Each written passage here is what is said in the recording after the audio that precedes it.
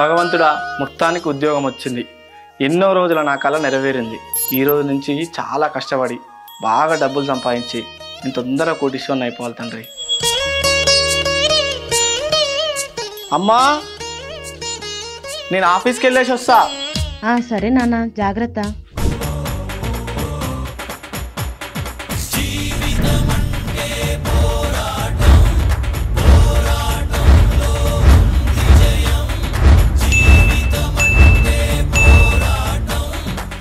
అమ్మా, ఏంది ఈరోజు 10 తారీఖు ఇంక ఇప్పటిదాకా శాలరీ వల్లే. అన్నా, ఒక చాయ్ ఒక సిగరెట్ ఇవ్వవా? ఏం ఆఫీసు, ఇప్పటిదాకా ఇంకా శాలరీ వల్లే. 10th ఈరోజు.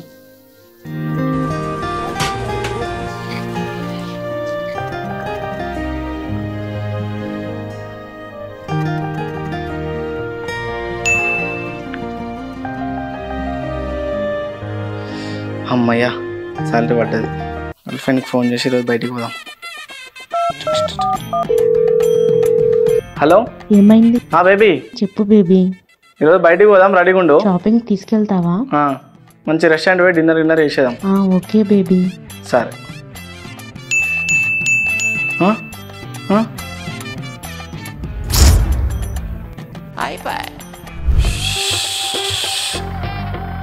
పైసలు తెచ్చివా? ఊహిస్తేనే భయంకరంగా ఉంది.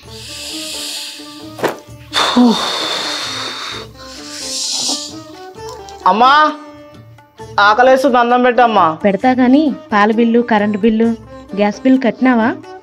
చేసేస్తా. మావా, నా శాలరీ నువ్వు చూసావా? నువ్వు చూడలేదా? లేదు, వచ్చిన శర్మని గడిపినట్టు కానీ ఉన్నన్నాళ్ళు శాంతి లేదు. అమెరికన్ బిజినెస్ మ్యాన్ అయిన జే పాల్ గెట్టి ఇతను చనిపోయేటప్పుడు వరల్డ్స్ రిచెస్ట్ పర్సన్ గా ఉన్నారు. సెకండ్ వరల్డ్ వార్ తర్వాత ఒక నైట్ జే పాల్ గెట్టి 3 గెస్ట్లను ఒక రెస్టారెంట్ కి డిన్నర్ చేద్దామని చెప్పేసి ఇన్వైట్ చేశారు. రెస్టారెంట్ లోపలికి వెళ్లే ముందు గెట్టి అతని ఫ్రెండ్స్ తో కొంచెం వాకింగ్ చేద్దామని అన్నారనమాట. అప్పుడు ఒక ఫ్రెండ్, వాకింగా ఈ టైంలోనా? నాకు అసలే ఆకలేస్తుంటే నువ్వు వాకింగ్ అంటావేంటి? అప్పుడు గెట్టి ఏమన్నారంటే, ఇంకా టైము 10 o'clock అవ్వలేదు, అప్పటి వరకు వాకింగ్ చేద్దాం. ఎందుకంటే ఇక్కడ నైట్ 10 o'clock తర్వాత సీలింగ్ ఛార్జెస్ అనేది ఉండవు. అందుకే నేను ఈ 15 minutes కోసం ఉత్తిగానే 1 pound అనేది ఎందుకు స్పెండ్ చేయాలని నేను అనుకుంటున్నా. వరల్డ్స్ రిచెస్ట్ పర్సన్ గా ఉండి కూడా గెట్టి ఈ మాటలు అనేది అంటున్నారు. ఆ రోజులలో అతను లక్షలలో ఖర్చు అనేది పెట్టొచ్చు, అయినా కూడా అతను సేవ్ చేయడం పైన మాట్లాడుతున్నాడు. అంటే మీరు ఆలోచించాలి. చూడండి, ఇక్కడ పాయింట్ ఏంటంటే, ఒకవేళ మీకు ఖర్చు పెట్టడం తెలియకపోతే డబ్బులు సంపాదించే 1000 దారులున్నా కూడా అవన్నీ కూడా వేస్టే. ఒకవేళ మీకు ఒక బకెట్ అనేది ఉంది, ఆ బకెట్ కింద అనేది కింద హోల్స్ ఉన్నాయి, అండ్ పైన నుంచి నేను చాలా వాటర్ వస్తున్నాను, అండ్ బకెట్లో వాటర్స్ అనేది నిలబడతాయా? వాటర్ నిలబడతాయా? అందుకే ఇక్కడ ఎంత డబ్బులు సంపాదిస్తున్నారు అనేది ఇంపార్టెంట్ కాదు, అది ఎలా ఖర్చు పెడుతున్నారు అనేది ఇంపార్టెంట్. ఈ వీడియోలో డబ్బులను ఎలా ఖర్చు పెట్టాలో చూద్దాం. డెట్ అంటే అప్పు ఎలాంటి సిచ్యువేషన్ లో తీసుకోవాలి, ఏ బ్యాడ్ హ్యాబిట్స్ ని మీరు వదిలేయడం వల్ల మీరు క్రోర్స్ సంపాదించుకోవచ్చు, కార్ని ఎప్పుడు కొనాలి, ఎలాంటి వాటిపైన మీరు ఖర్చు చేయడంలో అస్సలు ఆలోచించకూడదు. ఇలా డబ్బులకు సంబంధించిన చిన్న చిన్న విషయాలన్నీ, ఇంపార్టెంట్ విషయాలన్నీ కూడా ఈ వీడియోలో క్లియర్ గా మనం తెలుసుకుందాం. ఎండ్ వరకు మీరు చూడాల్సిందే. హలో అండి, నమస్కారం. నేను మీ వేరుకల life and business coach. First of all, thank you so much for clicking on this video.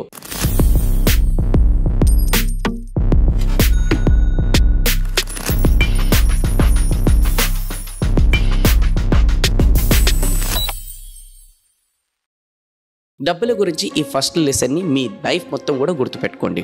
డబ్బులు ఖర్చు పెట్టేటప్పుడు ప్రతిసారి క్యాల్కులేట్ చేసిన తర్వాతనే స్పెండ్ చేయండి. మనం సంపాదించడం వల్ల రిచ్ లేదా పూర్ అవ్వమేమో కానీ ఖర్చు పెట్టడం వల్ల రిచ్ లేదా పూర్ అనేది అవుతామన్నమాట. మనీని స్పెండ్ చేసే అద్భుతమైన విధానం మీకు తెలుసా? ఎప్పుడైనా మీ మైండ్లో ఒక వస్తువు కొనాలనే ఆలోచన వచ్చిందనుకోండి, సపోజ్ ఆ వస్తువు యొక్క కాస్ట్ వచ్చేసి 5000 రూపీస్ అనుకోండి. ఫస్ట్ దాన్ని క్యాల్కులేట్ చేయండి. ఎలా అంటే, సపోజ్ మీరు మంత్లీ 50,000 రూపీస్ సంపాదిస్తున్నారని అనుకోండి. మీరు 4 హాలిడేస్ తీసేసేయండి. మంత్లీ 30 డేస్లకి 4 హాలిడేస్ తీసేస్తే 26 డేస్ వరకు, అంటే 8 అవర్స్ ప్రతిరోజు మీరు కష్టపడుతున్నారని అనుకోండి. అంటే మంత్లీ 200 అవర్స్ అన్నమాట. మీరు 1 అవర్కు 250 రూపీస్ అనేది సంపాదిస్తున్నారు. ఇప్పుడు ఆలోచించండి, మీరు ఏదైతే 5000 రూపీస్ వస్తువు కొనాలనుకుంటున్నారో దానికోసం మీరు 20 అవర్స్ ఆఫ్ హార్డ్ వర్క్ చేశారు. ఇలా క్యాల్కులేట్ చేశారనుకోండి. క్యాల్కులేషన్ చేసిన తర్వాత కూడా 20 అవర్స్ ఆఫ్ హార్డ్ వర్క్ను ఈ 5000 రూపీస్ వస్తువు కొనడానికి అన్నెసెసరీగా ఖర్చు పెట్టాలనిపిస్తే అప్పుడు కొనేయండి, లేదా వెంటనే వదిలేయండి. ఈ ఫార్ములా మీకు మిరాకిల్ లాగా పనిచేస్తుంది. మీరు వేస్ట్ వాటికి ఖర్చు పెట్టడం మానేస్తారు. ఇప్పుడు మనీ మేనేజ్మెంట్ గురించి సెకండ్ లెసన్ చెప్తున్నాను, గుర్తుపెట్టుకోండి. అదే మీరు ప్రతి నెల ఇంటి కోసం కొనే హౌస్ హోల్డ్ ఐటమ్స్ను ఎలా కొనాలని. మిడిల్ క్లాస్ ఫ్యామిలీస్ చేసే అతిపెద్ద మిస్టేక్ ఏంటంటే డైరెక్ట్గా మార్కెట్కు వెళ్ళి షాపింగ్ చేయడం. ఇలా ఎప్పుడు చేయకండి. ప్రతిసారి షాపింగ్ లిస్ట్ని తీసుకొని మార్కెట్కి వెళ్ళండి. ఇంట్లో ఏమేమి అవసరం ఉన్నాయో ఆ ఐటమ్ యొక్క లిస్ట్ తయారు చేయండి. యాజ్ ఎ రిజల్ట్ మీరు అన్నెసెసరీ ఐటమ్స్ కొనకుండా కేవలం లిస్ట్లో ఉన్న ఐటమ్స్ను మాత్రమే కొంటారు. అందుకే డైరెక్ట్గా తెల్లముఖం వేసుకొని షాపింగ్ మాల్స్కి వెళ్ళకండి. ఇంకా సామాన్ కొనడానికి ఒంటరిగానే వెళ్ళండి. ఒకవేళ మీరు మీ వైఫ్తో పిల్లలతో షాపింగ్కి వెళ్ళారనుకోండి, అన్నెసెసరీ ఐటమ్స్ కూడా కొనాల్సి వస్తుందన్నమాట. షాపింగ్ సెంటర్కు వెళ్లే ముందు ఒక టైంను ఫిక్స్ చేసుకోండి. 1 అవర్లో మొత్తం కొనేయాలని ఫిక్స్ అవ్వండి, లేదంటే 30 మినిట్స్లో మొత్తం కొనేయాలని ఫిక్స్ అవ్వండి. వాట్ ఎవర్ లిస్ట్లో రాసుకున్నారో అక్కడ ఎంత తక్కువ సమయం అనేది మీరు స్పెండ్ చేశారనుకోండి, అంత తక్కువ ఖర్చు అనేది అవుతుందన్నమాట. అక్కడే టైం పాస్ చేస్తే మొత్తం ఏదో ఒకటి అన్నెసరీ థింగ్స్ కొనేసుకుంటూ కూర్చుంటారనమాట. వీలైనంత వరకు అన్నం తినకుండా షాపింగ్ చేయడానికి మాత్రం వెళ్ళకండి అనమాట. ఎందుకు తెలుసా? షాపింగ్ మాల్స్ లో ఉండే ఫుడ్ ప్రైజెస్ కు మొత్తం కూడా మీ పర్స్ మొత్తం కాల్ అయిపోతుంది. పాసిబుల్ అయితే షాపింగ్ ను మంత్లో ఫస్ట్ రోజున కాకుండా 25th రోజున చేయండి అనమాట. ఎందుకంటే అకౌంట్లో డబ్బులు తక్కువగా ఉన్నప్పుడు తక్కువ ఖర్చు అనేది అవుతుంది. శాలరీ వచ్చిన టైంలో షాపింగ్ అనేది చేస్తే డబ్బులు తొందరగా అనేది ఎగిరిపోతాయి. మీ దగ్గర 100 రూపాయలు ఉన్నా లేదా 1 crore ఉన్నా సరే, మీరు వాటిని ఖర్చు పెట్టే అలవాట్లు లేదా విధానం సరిగ్గా లేకపోతే మీ లైఫ్ తొందరగానే బస్ స్టాండ్ అవుతుంది. ఈ వరల్డ్లో కొందరికి ఏరోప్లేన్ కొనే అంత కెపాసిటీ ఉన్నా సరే వాళ్ళు ఎకనామిక్ క్లాస్లో అనేది ట్రావెల్ చేస్తారు. కానీ ఒక్కటి గుర్తుపెట్టుకోండి, లైఫ్లో ఎప్పుడు హెల్త్, ఎడ్యుకేషన్ ఇంకా ఫుడ్ ఈ 3 ప్లేసెస్లో సేవింగ్ చేయకండి. ఎవరైతే ఈ 3 ఏరియాస్లో డబ్బులు అనేది సేవ్ చేస్తారో వాళ్ళు ఫ్యూచర్లో బిగ్ లాస్ని ఫేస్ చేస్తారు. సేవింగ్ చేసే ఆలోచనలో లో క్వాలిటీ ఫుడ్ తీసుకున్నారనుకోండి, హెల్త్ పాడవుతుంది. హాస్పిటల్కి పోతే ఒకేసారి అన్ని సేవింగ్స్ ఎగిరిపోతాయి. ఎడ్యుకేషన్లో సేవింగ్ చేస్తే లైఫ్ మొత్తం నాలెడ్జ్ లేకుండా ఉండాల్సి వస్తుంది. ఎంత నాలెడ్జ్ ఉంటే అంత ఎక్కువ ఇన్కమ్ అనేది మీది పెరుగుతుంది అనమాట. సెల్ఫ్ ఎడ్యుకేషన్లో ఇన్వెస్ట్ చేస్తే మీకు మ్యాక్సిమం రిటర్న్స్ అనేది లభిస్తాయి. Best investment is on self investment అని నేను వారెన్ బఫెట్ అన్నారు అనమాట. సేల్స్లో తక్కువ ప్రైస్కి వస్తున్నాయని అన్నెసరీ థింగ్స్ అనేది ఎప్పుడు కూడా కొనకండి. ఇది మాత్రం గుర్తుపెట్టుకోండి, అనవసరమైన వాటి కోసం ₹1 కూడా ఖర్చు పెట్టడం కూడా చాలా కాస్ట్లీ అవుతుంది. ఇంకా నెక్స్ట్ మన థర్డ్ లెసన్ వచ్చేసి మీ ట్యాక్సెస్ను ఎఫిషియెంట్గా ప్లాన్ చేసుకోండి. లీగల్గా ట్యాక్స్ సేవ్ చేయడానికి ప్రయత్నించండి. ఇందులో CA మనకు హెల్ప్ అనేది చేయగలుగుతారనమాట. ఎందుకంటే ఎవరు అవునన్నా కాదన్నా ట్యాక్స్లను లైఫ్లో పెద్ద ఖర్చులలాగా చూడొచ్చు. వీటిని మనం ఎలాగైనా పే చేయాల్సిందే. సో లీగల్ వేస్ ద్వారా సేవ్ ఎలా చేయాలో CAలో అనేది మనకి అడిగితే వాళ్ళు మనకి హెల్ప్ చేస్తారనమాట. దీన్నే ట్యాక్స్ ప్లానింగ్ కూడా అంటారు. ఈ ఛాన్స్ మనకు గవర్నమెంటే ఇస్తుంది కాబట్టి ట్యాక్స్ ప్లానింగ్ను కంపల్సరీ చేయండి. మనీ మేనేజ్మెంట్లో మన 4th లెసన్ వచ్చేసి కార్ని ఎప్పుడు కొనాలి అని. చాలా మందికి కార్ ఎప్పుడు తీసుకోవాలో అర్థమే కాదు. కార్ కొనడానికి కరెక్ట్ రూల్ ఏంటో తెలుసా? చాలా మందికి తెలియదు. కొందరు కారు కొన్న తర్వాత పేదోళ్ళు అయిపోతారనమాట. ఎందుకంటే వాళ్ళు ఇతరులను చూసి కార్ అనేది కొంటారు కాబట్టి, ఫ్రెండ్స్ తీసుకున్నారు కాబట్టి నేను కూడా కొనాలని కొంటారు. కానీ కార్ కొనడానికి ఒక రూల్ ఉంది, అదే 24-10 రూల్. ఈ రూల్ మీకు పనిచేస్తుంది. ఇందులో 20 అంటే కార్ యొక్క టోటల్ కాస్ట్లో మీ దగ్గర తక్కువ 20% డౌన్ పేమెంట్ ఉండాల్సిందే. ఇంకా ఎక్కువ ఉంటే బెటరే. 4 అంటే 4 ఇయర్స్ కంటే ఎక్కువ డ్యూరేషన్లో కార్ని ఫినాన్స్ చేయించకండి. అమ్మేవాళ్ళు మీకు 7 ఇయర్స్ ఆఫర్ చేస్తారు, కానీ ఇలా చేస్తే ఇంట్రెస్ట్ చాలా పెరిగిపోతుంది. 10 అంటే మీ మంత్లీ ఇన్కమ్లో EMI వచ్చేసి 10% కంటే ఎక్కువ ఉండకూడదు అనమాట. సపోజ్ మీ ఇన్కమ్ 1 lakh ఉందనుకోండి, మీ EMI వచ్చేసి 10,000 రూపీస్ కంటే ఎక్కువ ఉండకూడదు. కారు కొనడంలో సెకండ్ రూల్ వచ్చేసి మీ కార్ యొక్క కాస్ట్ మీ ఇయర్లీ ఇన్కమ్లో 50% కంటే ఎక్కువ ఉండకూడదు. ఇయర్లీ మీరు 20 lakhs రూపీస్ ఎర్న్ చేస్తే కార్ యొక్క కాస్ట్ 10 lakhs కంటే ఎక్కువ ఉండకూడదు. ఏది ఏమైనా కారు కొనడానికి వెళ్ళినప్పుడు ఈ రూల్ని ఖచ్చితంగా పాటించండి. మనీ మేనేజ్మెంట్లో 5th లెసన్ వచ్చేసి ఒక్క బ్యాడ్ హ్యాబిట్ని మానేయండి, ఇంకా మీరు కోటీశ్వర్లు అయిపోతారు. కేవలం ఈ ఒక్క హ్యాబిట్ మాత్రమే వదిలేయండి చాలు.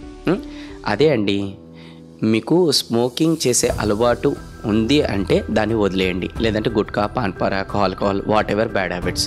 మీరు కేవలం 100 రూపీస్ సిగరెట్స్ను డైలీ తాగడం వల్ల మీరు 40 ఇయర్స్లో 2 crore రూపీస్ ఆఫ్ సిగరెట్స్ అనేది తాగుతున్నారు. 2 crore రూపీస్ ఆఫ్ సిగరెట్స్ అని మీరు షాక్ అవుతున్నారా?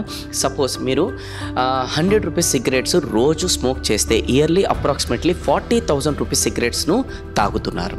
ఈ 40,000 రూపీస్ను మీరు తెలివిగా 10% కాంపౌండింగ్ గ్రోత్ లభించే చోటు ఇన్వెస్ట్ చేస్తే ఏమైతుంది?